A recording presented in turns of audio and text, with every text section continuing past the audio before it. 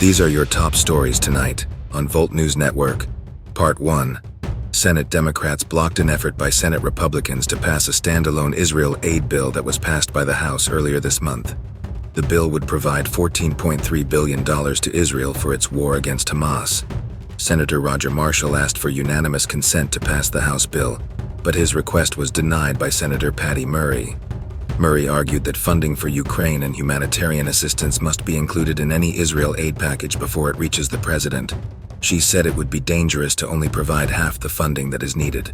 Republican senators criticized the Democrats, saying they seem allergic to mentioning Israel. They want to debate Israel aid separately. Previous efforts by Republicans to move the standalone Israel bill were also blocked by Democrats. The Biden administration has said the president would veto any package that only contains funding for Israel. They want Ukraine funding to be included as well. Chinese President Xi Jinping said that China will send more pandas to zoos in the United States.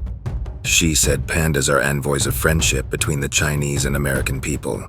He noted that many Americans, especially children, were reluctant to say goodbye to the pandas that were recently returned from the U.S. National Zoo in Washington, D.C. back to China.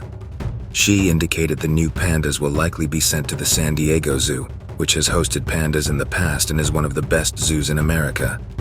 He said China is ready to continue cooperating with the U.S. on panda conservation and wants to meet the wishes of Californians. Panda loans have been a symbol of diplomacy between China and other countries like the U.S., with Beijing initially gifting 2 pandas to the United States in 1972. Videos expressing sympathy for Osama bin Laden and justifying the 9/11 attacks based on his 2002 letter to America have gained millions of views on TikTok this week. In the letter, which was spreading again on the platform, bin Laden attempts to justify targeting and killing American civilians. Some TikTok videos with hundreds of thousands of views praised bin Laden and agreed with assertions in the letter. The White House condemned the trend, saying it insults 9/11 victims. Experts note that TikTok's algorithm incentivizes high engagement content, even if it spreads hate or misinformation. Most users were very young or not born during 9/11, so they lack historical context. TikTok is aggressively removing videos on its platform that spread the letter. These are your top stories tonight.